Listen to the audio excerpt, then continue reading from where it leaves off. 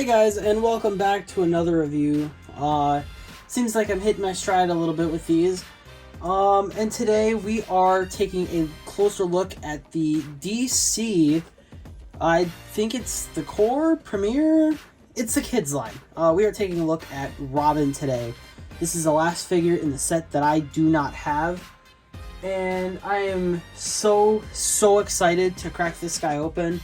This DC set has been nothing more than just surprising to me. Everything that has come with it so far. We have two lines revealed so far. We have Wave 1, which is Robin, Batman, Joker, and the Flash. Wave 2, I believe, is John Stewart, Green Lantern, another Batman, Superman, and someone else that I cannot remember. I hope it's it might be Lex. Don't quote me. It might be Lex, but I'm not entirely sure. Either way, this set has been incredible. The paint details haven't been like consistently great across the line, but for the $12.99 that these guys are, they are wonderful for the price. So without further ado, let's go ahead and take a closer look at this Robin action figure. Alright, so taking a closer look at the Robin figure, he is just shy, he's just about 6 inches tall, and in centimeters that would make him about 15. Here he is compared to the Batman from this line. Two outstanding figures for the price point, and you can just see, of course it's Mattel, it's not going to be perfect. They like to reuse a lot of molds, so expect a lot of those. Here he is up next to the Ultimate Edition. I believe he's 27 CM Punk, and this is being filmed the night of CM Punk winning the undisputed WWE Championship from that punk bitch Sami Zayn. CM Punk is a bit of a punk bitch himself, but I'm glad that somebody took the belt off of Sami. But I digress. Here he is up against the Marvel Legends Gamerverse Juggernaut. So I mean, you can't even see Juggernaut's head. So Juggernaut, I believe, is still too small. Here he is compared to the Marvel Legends Astonishing X-Men Wolverine. Just what I have over here. For height comparisons. Nothing super crazy. Let me see if I can find a Street Fighter. Figuring out how to do these reviews has been interesting, to say the least. Here he is up against Mr. Ken, which, by the way, those of you that are interested in Street Fighter stuff, the Storm Arena Ryu, Sagat, Ken, I don't know if anybody else is shipping yet, but those three, for sure, are going to be coming in stock in the next couple of days, so expect emails from them saying that your order's processing at Big Bad Toy Store. I could not be more excited for those figures. I missed out on Ken when he went up the second time, like the newest wave of pre-orders. They all sold out in about an hour. I managed to get Ryu, but someone canceled and I got Ken, so I will take it. But yeah, those are height comparisons. So taking a look at Robin here with the head sculpt, he looks pretty good. I'm not entirely sure what version of Robin this is based off of. I am not by any means a DC guy, so if someone wants to help me out in the comments, that would be great. But for what it is, it looks really nice. The green paint on the shoulders could be applied a little bit better. You can see there's a tiny little bit of scuff in here, but it's not terrible. was really worried that this piece here, the bicep piece, was going to be molded in green, and it's not. So thank God with that. The red, same issue that I had with the Flash figure. It is very cheap looking red, very softer sculpt on the torso, so that they can reuse the body a bunch. But I'm not really surprised. The thing that bothers me the most with these guys is the peg hole being visible through the cape. I don't like that they cut the cape, especially on figures like Robin or Batman, who don't have anything sticking out of their backs. It doesn't make sense to me. I don't get it. But if that's really the main complaint with these guys, then I guess I'll take it. Getting down to the legs here, the knees are a different color, different type of plastic. This is a little bit softer-ish. This is hard plastic here, the knee pads-ish, I guess.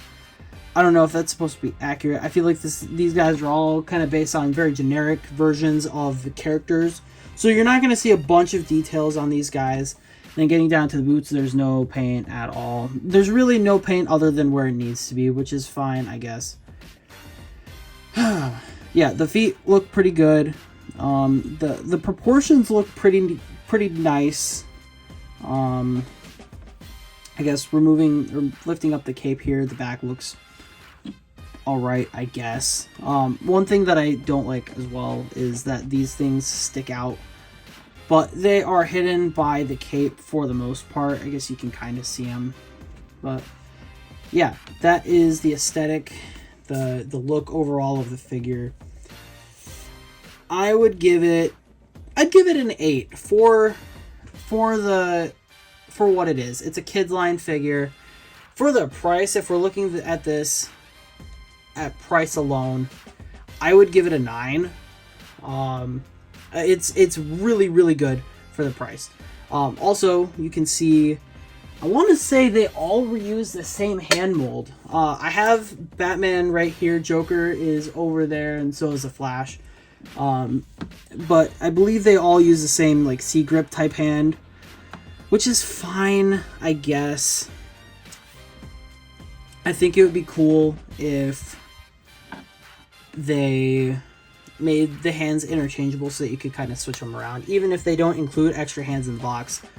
If they included extra hands in the box, these would be like freaking 10 out of 10 figures, but they don't, so they're not. So I would say 8 out of 10 overall for the aesthetic. Okay, so for the accessories, I'm not going to get super deep into these. What happened to the other thing? Ah, there it is. So he comes with this little plastic thing that you pull. It's kind of like a... Think of it like a blocky set where you have to pull each individual piece out and whatever. Kids line figures have it all the time. But you get 2 of these here. These little ninja stars. They're fine. They're not super sculpted at all, if the camera will focus. Wait. Whatever. They're little cheap piece of crap plastic little things. And then you get 2 of these staffs. They are reversed, like, they're different molds, but they're not. They're kind of mirrored, so that you can have, like, one on each side or whatever. You get his knife. Don't know what I'm going to do with that. You get 2 of these ones, so there's variety. 2 sets of handcuffs. Then you get this little stand to put all of his weapons on. If these figures came with no accessories, I wouldn't complain. They're decent, again, for the price. I don't really care about the accessories. I don't think I would ever use any of them besides, like, this one, the staff. So, despite not coming with extra hands or anything like that, I would give him 6 out of 10 for the accessories. There's nothing special here. There's enough here for the money to make it worth it, for sure. But it's not anything to write home about, I suppose. Alright, and bringing Mr. Robin back onto the screen here for articulation. He is on a double ball peg, which they did kind of interesting. Again, nothing to really write home about. I think he has the best out of anybody for neck. Joker has terrible neck range. The Flash has okay neck range, but he goes that far down, really nice. That far back, really nice. And he tilts to the side, all right. And so you can just basically do anything you want. You can do poses like this. This will be really cool for like Nightwing. Yeah, neck is great for the price. It is not expensive to do double ball pegs, Hasbro. I'm going to bring back the same thing that I used the other day. The Colossus. Stop using the disc hinge. Stop it.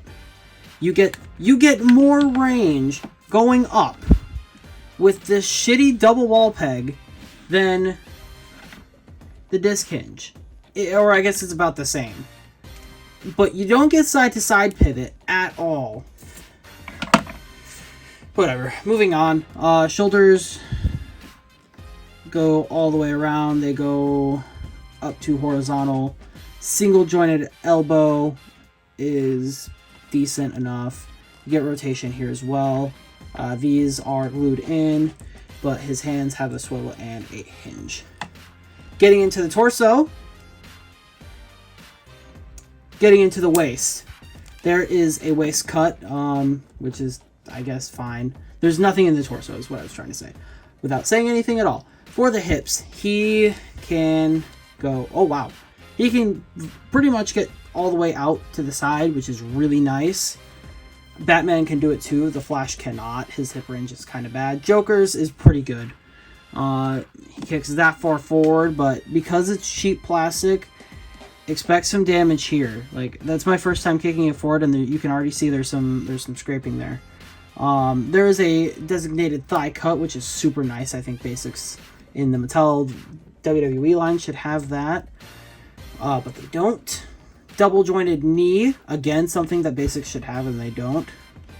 Decent enough range. It could be better. Could also be prettier. That's pretty ugly, but I'll take it. And then his boots go all the way around, and no ankle articulation, which sucks. Basics do it too in the main event line. They took it away several years ago. It's got to be going up on 10 years now that they took away ankle articulation for Basics, which sucks. I wish that they would include that at the very least going forward and back, but I'll take it. Articulation for a $13 figure, 7 out of 10. What is here is pretty nice. The knees can get more range for sure. But yeah, I will take it. And also, I guess I forgot to mention, the belt is removable. Just kind of thinking about that now. You just unplug it there, and then it's going to be a pain in the ass to plug back in. But I guess not. But it doesn't look right. So maybe play around with that a little bit. And then the cape is floppy, no wire, crappy, cheap fabric. It's better than having a cumbersome rubber cape. But yeah, that is Robin's articulation. I will give it a 7 out of 10. The neck is very, very nice to see on such a cheap figure.